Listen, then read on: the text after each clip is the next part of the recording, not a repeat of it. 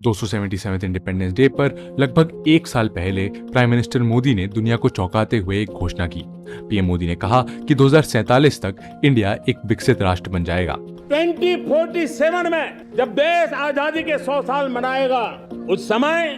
दुनिया में भारत का तिरंगा झंडा विकसित भारत का तिरंगा झंडा होना चाहिए। मोदी जी के बाद दुनिया भर के देशों को हैरान कर रही थी, क्योंकि वैश्विक मंदी के इस दौर में जब इंडिया की जीडीपी मात्र 3.7 ट्रिलियन डॉलर्स के ही करीब है, तो आने वाले 23 साल यानी 2047 तक ये 30 ट्रिलियन डॉलर्स तक कैसे पहुंच पाएगी। यहाँ तक कि देश के बड़े बड़े इकोनॉमिस्ट का भी ये कहना है कि एक बहुत ही मुश्किल टारगेट है, लेकिन ऐसा नहीं है कि इंडिया आज जो सपना देख रहा है वो दुनिया में कभी पूरा नहीं हुआ है। इसका सबसे बड़ा एग्जाम्पल हम अपने पड़ोस में चीन को ही देखकर मान सकते हैं, जिसकी साल 2000 में टोटल जीडीपी 1.21 ट्रिलियन डॉलर्स की हुआ करती थी और आज उसी की टोटल जीडीपी लगभग 18 ट्रिलियन डॉलर्स के करीब है, जिसके आगे सिर्फ अमेरिका ही है। दोस्तों, चीन ने ऐसा किसी डिवाइन पावर की बदौलत नहीं, बल्कि उसने साल 2000 के बाद से कंपाउंड एनुअल ग्रोथ को 13% की स्पीड से बढ़ाया है और उसी की वजह से वो देश आज दुनिया की दूसरी सबसे बड़ी इकोनॉमिक पावर बन चुका है। अगर आप ये सोच रहे हैं कि हम चीन की बात क्यों कर रहे हैं, तो आपको बता दें कि इंडिया और चीन की कंडीशंस में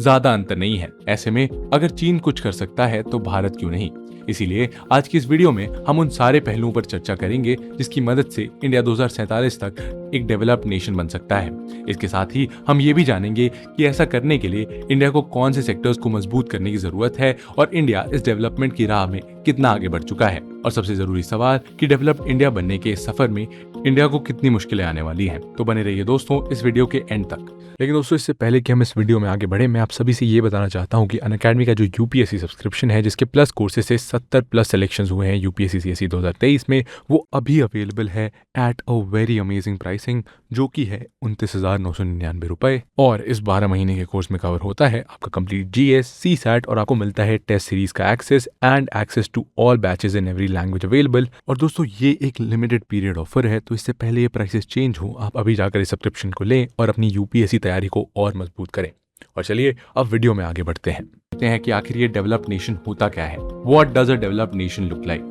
दोस्तों, डेवलप्ड नेशन की कोई एग्जैक्ट डेफिनेशन नहीं है, बल्कि कोई देश डेवलप्ड है या डेवलपिंग, इसके लिए इंटरनेशनल ऑर्गेनाइजेशंस की तरफ से कुछ पैरामीटर सेट किए गए हैं। जो कंट्रीज इन पैरामीटर्स पर खरा उतरती हैं वो डेवलप्ड कंट्रीज बन जाती हैं, और जो नहीं उतरती उसे डेवलपिंग कहा जाता है।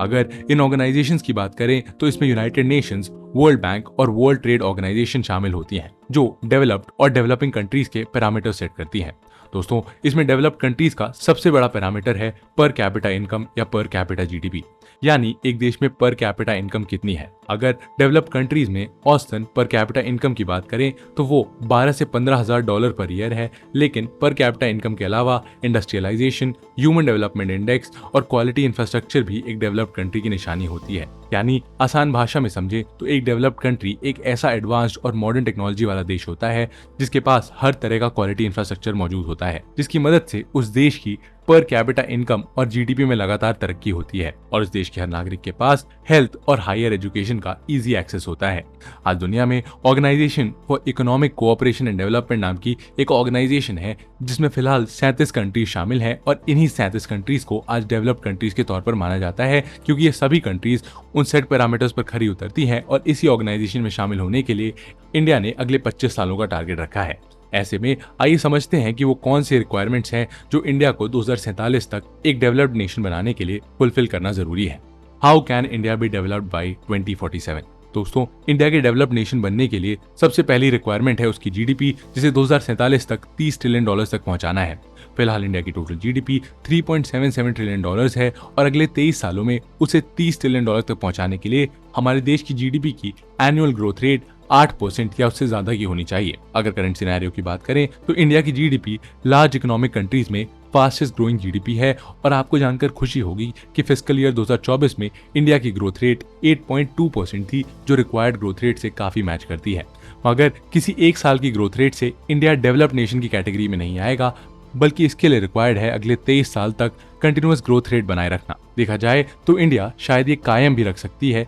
क्योंकि जिस तरह की एस्टिमेशंस दुनिया भर की इकोनॉमिक ऑर्गेनाइजेशंस लगा रही हैं, उसके अनुसार इंडिया की जीडीपी इस दशक के अंत तक दुनिया की तीसरी सबसे बड़ी जीडीपी बन जाएगी। साथ ही इंडिया की जीडीपी 7 ट्रिलियन डॉलर्स के करीब पहुंच जाएगी, यानी कि अगले 5 से 6 सालों में इंडिया की जीडीपी करंट जीडीपी दुगनी हो जाएगी, जो इंडिया के 2047 के टारगेट के लिए एक बड़ा पॉजिटिव साइन है। आपको बता दें, यही टोटल जीडीपी ग्रोथ विकसित भारत के लिए जरूरी पर कैपिटा इनकम के रिक्वायरमेंट को भी पूरा करेगी, जिसे अगर हम समझने की कोशिश करें तो 2047 तक विकसित होने के लिए इंडिया को अपनी पर कैपिटा इनकम या पर कैपिटा जीडीपी को $13,000 तक पहुंचाना होगा। लेकिन इंटरनेशनल मॉनेटरी फंड का करंट डेटा ये बताता है कि अभी करंटली इंडिया की पर कैपिटा जीडीपी एनुअली $2,730 मात्र ही है। इंटरनेशनल मॉनेटरी फंड के इस डेटा को देखकर शायद हो सकता है कि आपको $13,000 का टारगेट मुश्किल लग रहा हो, मगर जैसा कि हमने आपको बताया कि इस दशक के अंत तक भारत दुनिया की तीसरी सबसे बड़ी इकोनॉमी बन जाएगा, जिसका असर पर कैपिटा जीडीपी भी देखने को मिलेगा। इसके साथ ही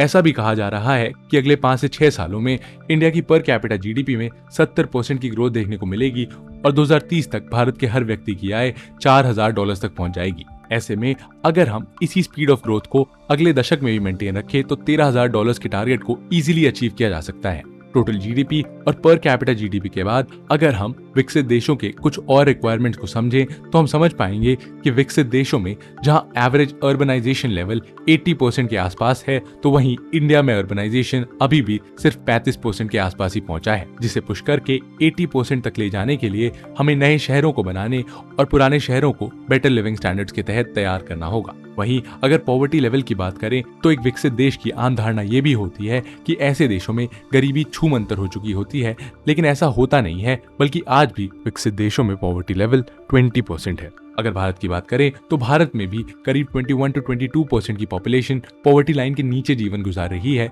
यानी भारत इस मामले में बहुत ज्यादा पीछे नहीं है। मगर इंडिया के लिए पॉवर्टी को लेकर ये टारगेट होना चाहिए कि 2047 तक देश में से गरीबी पूरी तरीके से खत्म हो जाए। दोस्तों, ये तो वो बेसिक रिक्वायरमेंट्स हैं जो कि इंडिया को डेवलप्ड कंट्री बनाने के लिए बेहद जरूरी है, लेकिन इन रिक्वायरमेंट्स को पूरा करने के लिए इंडिया को किन फैक्टर्स पर काम करने की जरूरत है, आइए अब उन्हें समझते हैं। और दोस्तों, आगे बढ़ने से पहले मैं आपको बता दूं, अनअकैडमी देश का सबसे बड़ा यूपीएससी समिट करने जा रहा है, जहां आपको मौका मिलेगा ना सिर्फ नितिन गडकरी जी से मिलने का, बल्कि और भी फेमस पर्सनैलिटीज जैसे जयराम रमेश, सुहासिनी हैदर और वीवीएस लक्ष्मण जैसे डिग्नेटरीज भी यहाँ डायरेक्टली आपसे बात करेंगे। और तो और यहाँ आपको इंडिया के टॉप क्रिएटर्स जैसे नीतीश राजपूत और समदीश भाटिया को भी सुनने का मौका मिलेगा, और वो भी बिल्कुल फ्री। और दोस्तों, ये होगा 20 से 21 जुलाई को फ्री ऑन अनअकैडमी प्लेटफॉर्म। तो अभी जाइए और डिस्क्रिप्शन में एनरोल कर लीजिए ताकि आपको सारी इन्फॉर्मेशन मिल जाए। और चलिए अब आगे बढ़ते हैं वीडियो के साथ। Factors on which India should become a developed nation. दोस्तों, जैसा कि आप समझ ही गए होंगे, देश के विकसित होने का मतलब उसके हर एक नागरिक का विकसित होना होता है। ऐसे में अगर आप भारत की इकोनॉमी को करीब से देखेंगे तो आपको नजर आएगा कि इंडिया की इकोनॉमी को काफी हद तक अपर क्लास के लोगों के द्वारा ही चलाया जा रहा है, जिस वजह से देश में एक बहुत बड़ी पॉपुलेशन ऐसी है जिसके पास ना तो कैपिटल है और ना ही अर्निंग का एक बड़ा सोर्स। CNN की एक रिपोर्ट के अनुसार इंडिया की 60% पॉपुलेशन ऐसी है जो हर रोज $3.10 से भी कम के पैसे में अपना जीवन यापन कर रही है। और हो सकता है कि अगर इसे पेसिमिस्टिक तरीके से देखा जाए तो ये डेटा इंडिया के डेवलप्ड कंट्री बनने में एक बाधा की तरह लगने लगे। लेकिन अगर इंडियन गवर्नमेंट इस 60% की पॉपुलेशन पर काम करे और सोशल वेलफेयर की मदद से इन लोगों को इस काबिल बना दे कि इनके पास भी कैपिटल का फ्लो बढ़ जाए, तो इंडियन मार्केट में ये 60% की पॉपुलेशन एक नया और बड़ा कंज्यूमर बेस तैयार कर देगी, जिससे पैसों का खर्च ज्यादा होगा, लोकल डिमांड तेजी से बढ़ेगी और जिसे फुलफिल करने के लिए प्रोडक्शन के नए रास्ते तैयार होंगे। इन सबका पॉजिटिव असर इंडिया की टोटल जीडीपी ग्रोथ पर होगा। दोस्तों, ये बात तो हम सबको भी पता है कि जब किसी देश में मैक्सिमम स्पेंडिंग होती है तो मार्केट में डिमांड बढ़ती है और ऐसी कंडीशन में जीडीपी ग्रोथ तेजी से होती है। यानी इंडिया को अगले 10 से 20 सालों में 60% की पॉपुलेशन को मार्केट ग्रोथ का सबसे बड़ा फैक्टर बनाना होगा। और दोस्तों, इसके लिए इंडिया को 2 चीजों पर सबसे ज्यादा ध्यान देना होगा, और ये है पहला हेल्थ और दूसरा क्वालिटी एजुकेशन। सबसे पहले हेल्थ वाले फैक्टर को देखें तो दोस्तों, आपको जानकर हैरानी होगी कि इंडिया में हर साल 39 मिलियन लोग हॉस्पिटल के खर्चे की वजह से गरीबी रेखा के नीचे आ जाते हैं, जिसकी वजह से उनकी स्पेंडिंग भी काफी कम हो जाती है और मार्केट डिमांड भी घटती जाती है, जिसका नेगेटिव असर देश की जीडीपी पर पड़ता है। ऐसे में अगर गवर्नमेंट हेल्थ सेक्टर को आम लोगों तक एक्सेसिबल बना दे तो पॉसिबल है कि हर साल करोड़ों लोग हॉस्पिटल के खर्चे की वजह से गरीब ना हो, और इसके साथ ही इंडिया की इन्फेंट मोर्टेलिटी रेट और लाइफ एक्सपेक्टेंसी भी डेवलप्ड कंट्री की तरह बेहतर हो जाए। ऐसा करने के लिए गवर्नमेंट को अपना हेल्थ एक्सपेंडिचर बढ़ाना होगा, और आमतौर पे ऐसा देखने को मिलता है कि दुनिया भर के देश अपने यहाँ हेल्थ पर अपनी जीडीपी का 5 से 12% तक खर्च करते हैं, लेकिन इंडिया में ये नंबर सिर्फ 2.1% ही है, जिसे अगर बढ़ाकर 5% कर दिया जाता है तो दोस्तों हेल्थ सेक्टर में भी इंडिया का इन्वेस्टमेंट उसकी इकोनॉमी में पॉजिटिव रिटर्न देगा। हेल्थ के बाद अगर एजुकेशन की बात करें तो गवर्नमेंट कॉलेजेस और गवर्नमेंट यूनिवर्सिटी की कमी की वजह से भी आज इंडिया में क्वालिटी एजुकेशन बहुत ही महंगी हो गई है, जो देश में बेरोजगारी को बढ़ाता है और साथ ही पॉवर्टी को भी। आज गवर्नमेंट एजुकेशन पर सिर्फ जीडीपी का 3 से 3.5% खर्च करती है, जो कि डेवलप्ड नेशंस की तुलना में बहुत ही कम है, और यही वजह है कि गवर्नमेंट को क्वालिटी एजुकेशन को भी प्रायोरिटी देनी होगी। वेलोर इंस्टीट्यूट ऑफ टेक्नोलॉजी के चांसलर गोविंद स्वामी विश्वनाथन कहते हैं कि 2047 तक इंडिया को एक डेवलप्ड नेशन बनाने के लिए हमें एजुकेशन पर अपनी जीडीपी का 6% तक खर्च करना होगा, जिससे अनएम्प्लॉयमेंट में कमी आएगी और लोग जॉब ढूंढने के बजाय जॉब्स क्रिएट करने के लायक बनेंगे। ऐसे में अगर इंडियन गवर्नमेंट आने वाले 2 दशकों में 60% पॉपुलेशन बर्डन को इकोनॉमिक बूस्टर में बदल देती है तो इससे इंडिया में इनइक्वालिटी, पॉवर्टी और अनएम्प्लॉयमेंट कम होगा। साथ ही एक डेवलप्ड देश बनने के लिए ह्यूमन डेवलपमेंट इंडेक्स में बेटर रैंकिंग की जरूरत है, और ऐसा करने से इंडिया वो भी फुलफिल कर पाएगा। और दोस्तों आइए अब पॉपुलेशन फोर्स के बाद दूसरे फैक्टर मैन्युफैक्चरिंग सेक्टर के बारे में जानते हैं। दोस्तों आज इंडिया की जीडीपी में सर्विस सेक्टर अकेले 50% का कंट्रीब्यूशन करता है, और यही सेक्टर आज इंडिया की 30.7% लोगों के एम्प्लॉयमेंट का जरिया भी है। लेकिन अगर इंडिया को डेवलप्ड नेशन बनना है तो उसे सर्विस सेक्टर पर अपनी डिपेंडेंसी कम करनी होगी ताकि वो मैन्युफैक्चरिंग को बूस्ट कर सके। आज इंडिया का मैन्युफैक्चरिंग सेक्टर इंडियन जीडीपी में सिर्फ 16 से 17% कंट्रीब्यूशन करता है, और इसीलिए बहुत से इकोनॉमिस्ट ऐसा मानते हैं कि इंडिया को एक डेवलप्ड नेशन बनाने के लिए उसे अपने मैन्युफैक्चरिंग सेक्टर को पुश करना सबसे जरूरी है, ताकि जीडीपी में उसका कंट्रीब्यूशन 1/3 हो सके। यानी अगले 2 दशकों में इंडिया को मैन्युफैक्चरिंग सेक्टर में 100% की ग्रोथ हासिल करनी होगी, तभी जाकर इंडिया एक डेवलप्ड नेशन की कैटेगरी में शामिल हो पाएगा। दोस्तों ऐसा इंडिया के लिए करना बेहद मुश्किल भी नहीं है, क्योंकि इंडिया में भी वर्कफोर्स की संख्या बहुत ज्यादा है, और इस वर्कफोर्स को बनाने के लिए ही इंडिया को मैन्युफैक्चरिंग सेक्टर में इन्वेस्टमेंट को बढ़ावा देना होगा, जिसके लिए गवर्नमेंट को मैन्युफैक्चरिंग बेस्ड स्टार्टअप्स को प्रमोट करना होगा। साथ ही हमें ऐसे प्रोडक्ट की मैन्युफैक्चरिंग को बढ़ाना होगा जिस प्रोडक्ट की ग्लोबल डिमांड ज्यादा हो, ताकि इंडिया का ग्लोबल एक्सपोर्ट में भी पार्टिसिपेशन बढ़ सके।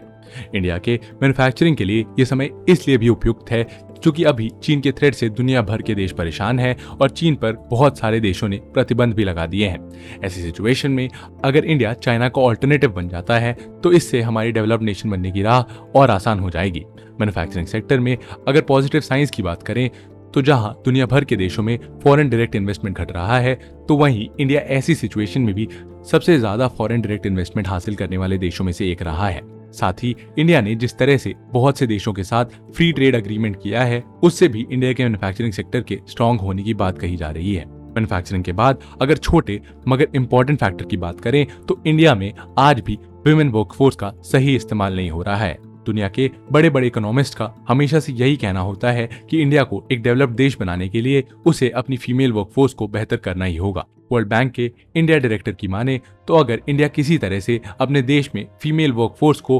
50% तक पहुंचा देता है तो सिर्फ इतना ही करने से उसको 1% की एक्स्ट्रा एनुअल जीडीपी ग्रोथ हासिल हो जाएगी, जो इंडिया के 8% जीडीपी ग्रोथ का एक सिग्निफिकेंट हिस्सा हो सकता है। ऐसे में इंडियन गवर्नमेंट को इस बात पर ज्यादा ध्यान देना चाहिए कि देश में जो भी नए एम्प्लॉयमेंट के सोर्सेज क्रिएट हों उसमें विमेन पार्टिसिपेशन मैक्सिमम हो सके। इसके साथ ही साथ डेवलप्ड बनने के लिए इंडिया को ईज ऑफ डूइंग बिजनेस को भी प्रमोट करना होगा, और एनवायरमेंट को ध्यान में रखते हुए ग्रीन एनर्जी को नॉर्मल बनाना, साइबर सिक्योरिटी को मजबूत करना और एग्रीकल्चर को मॉडर्न बनाना भी बेहद जरूरी है। लेकिन दोस्तों विकसित भारत की ये राह आसान नहीं होने वाली है, क्योंकि अभी जितनी भी बातें हमने की हैं उसके पूरा होने में बहुत सी चुनौतियां भी सामने आएंगी। तो चलिए अब एक नजर उन चुनौतियों पर भी डालते हैं जो इंडिया को विकसित होने से रोकने की कोशिश करेंगी। चैलेंजेस। दोस्तों भारत को 2047 तक विकसित होने से रोकने के लिए 4 मेजर चैलेंजेस क्लियरली नजर आते हैं, जिसमें सबसे पहला चैलेंज है हाई जीडीपी ग्रोथ रेट को मेंटेन किए रखना। दोस्तों इंडिया की इकोनॉमी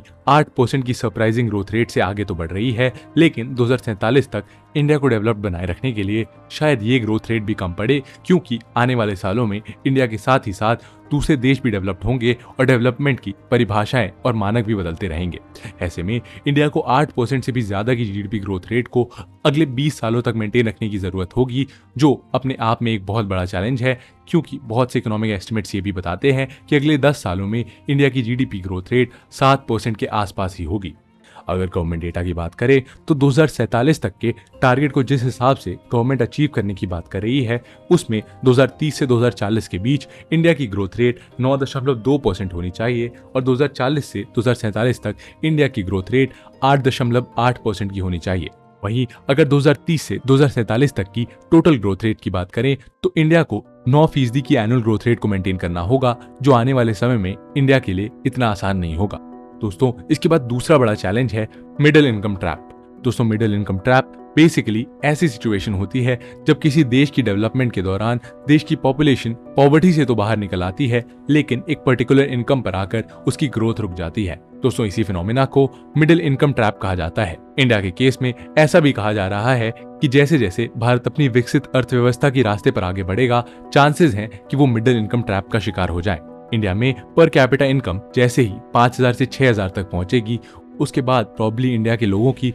पर कैपिटा इनकम में ग्रोथ ना हो। ऐसा इसलिए होगा क्योंकि तब तक इंडिया का मार्केट एक सैचुरेशन लेवल तक पहुंच जाएगा जहां पर ज्यादातर वर्कफोर्स काम नहीं करना चाहेगी, जिससे पर कैपिटा इनकम को $13,000 तक पहुंचाने का जो टारगेट है वो अधूरा ही रह जाएगा। मिडिल इनकम ट्रैप के बाद तीसरा मेजर चैलेंज है ओल्ड पॉपुलेशन। दोस्तों, आपको बता दें कि इंडिया में 60 साल से ज्यादा की उम्र की लोगों की जनसंख्या 2010 में जहां केवल 8% के आसपास थी, वहीं जिस तरह इंडिया में पॉपुलेशन आगे बढ़ रही है उसे देखते हुए ये अनुमान लगाया जा रहा है कि 2050 तक 60 साल से ज्यादा उम्र वाले लोगों की जनसंख्या 19% हो जाएगी और ये लोग कोई और नहीं बल्कि वही वर्कफोर्स होगी जिसके बेसिस पर हम आज इंडिया के डेवलप्ड होने की बात कर रहे हैं। ऐसे में 2047 आते आते इंडिया के पास जो यूथ पॉपुलेशन वर्कफोर्स है वो खत्म हो सकता है और साथ ही इंडिया के ऊपर ओल्ड पॉपुलेशन के बर्डन को सरवाइव करने के लिए हेल्थ केयर और पेंशन जैसी स्कीम्स पर ज्यादा पैसे खर्च करने पड़ेंगे, जो इंडिया की जीडीपी पर एक्स्ट्रा बोझ होगा। चौथे और इम्पोर्टेंट चैलेंज की बात करें तो इंडिया जिस तरह के इंफ्रास्ट्रक्चर डेवलपमेंट की बात कर रहा है उसके लिए एनर्जी की बहुत ज्यादा रिक्वायरमेंट होने वाली है, लेकिन अगर करंट सिचुएशन को देखें तो इंडिया एनर्जी की रिक्वायरमेंट को पूरा करने के लिए पूरी तरीके से इंपोर्ट पर डिपेंडेंट है। इंडिया ने 2023 से 2024 में करीब 87.7% तेल दूसरे देशों से इंपोर्ट करवाया है, साथ ही 46.4% नेचुरल गैस भी इंपोर्ट होकर भारत में आया है। ऐसे में डेवलप्ड देश बनने के लिए इंडिया को इंपोर्ट पर डिपेंडेंसी का ऑल्टरनेटिव ढूंढना भी जरूरी है, क्योंकि अगर इंडिया ऐसा नहीं करता है तो उसका बहुत बड़ा फॉरेक्स रिजर्व इसी एनर्जी ट्रेड में खर्च हो जाएगा, जिससे इंडिया का इंफ्रास्ट्रक्चर तो भले ही डेवलप्ड हो जाएगा लेकिन उसकी करेंसी बेहद कमजोर होती जाएगी। और तेल के साथ ही साथ अगर हम इंडिया के टॉप 10 ट्रेडिंग पार्टनर्स के साथ इंडिया के ट्रेड को देखें तो उन टॉप 10 ट्रेडिंग पार्टनर्स में से 9 देशों के साथ इंडिया का इंपोर्ट उसके एक्सपोर्ट से भी ज्यादा है, जिस वजह से इन देशों के साथ ट्रेड करने से इंडिया को लगातार ट्रेड डेफिसिट भी हो रहा है, जो साल दर साल बढ़ता ही जा रहा है। ये ट्रेड डेफिसिट भी इंडिया की डेवलपमेंट की राह में एक बड़ा चैलेंज बन सकता है। कंक्लूजन दोस्तों, इस तरह से देखें तो भारत के पास पोटेंशियल और अपॉर्चुनिटी दोनों ही है, जिसकी मदद से हमारा देश 2047 तक विकसित बन सकता है। लेकिन उसके लिए गवर्नमेंट के साथ ही साथ देश की पॉपुलेशन को भी ये समझना होगा कि देश को अगर डेवलप्ड बनाना है तो उसकी जिम्मेदारी हमारी अपनी होगी। लेकिन ऐसा नहीं है कि इससे सरकार पूरी तरीके से पलड़ा झाड़ सकती है, और इसके लिए सरकार को भी नए और बेहतर इंफ्रास्ट्रक्चर खड़े करने होंगे और साथ ही साथ इंडिया में इकोनॉमिक रिफॉर्म्स भी लाने होंगे, और साथ ही गवर्नमेंट को social welfare, health, education, poverty और विमेन पार्टिसिपेशन को भी बढ़ाना होगा। इसीलिए ऐसा कहा जा रहा है कि विकास की राह बेहद मुश्किल होगी लेकिन शायद नामुमकिन नहीं। दोस्तों, आपको क्या लगता है, क्या 2047 तक अपनी आजादी के 100 सालों बाद इंडिया डेवलप्ड हो पाएगा? हमें कमेंट सेक्शन में जरूर बताइए। मिलते हैं आपसे ऐसे ही एक और इंटरेस्टिंग और इन्फॉर्मेटिव वीडियो के साथ, तब तक के लिए जय हिंद।